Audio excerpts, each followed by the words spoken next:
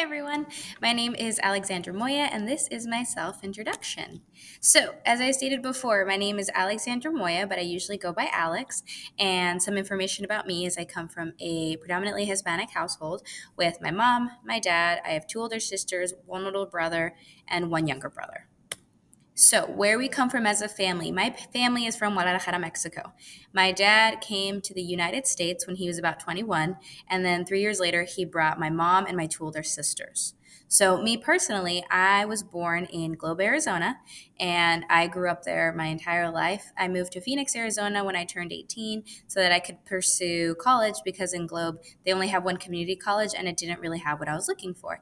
But I really like the pictures because it shows the contrast. Globe is a very, very small town, and Phoenix is a very, very big city. So, the languages that I currently speak, I am fluent in both English and Spanish. For me, growing up, language was always separated into two categories. So, it was Spanish only at home and English only at school. So, I learned both pretty fluently. My eventual career goals is I would really like to be accepted into a PhD program. Originally, the PhD program that I really wanted to apply to was linguistics and applied linguistics. But interestingly enough, I took a global education class on policy last semester and I loved it. So I was also looking into maybe applying to the PhD program for international education.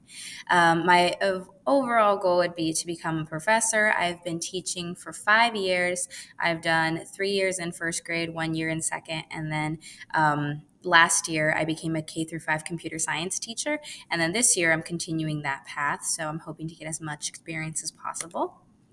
So, something interesting about me is I actually traveled to Spain to teach English for the first time when I was 17 years old.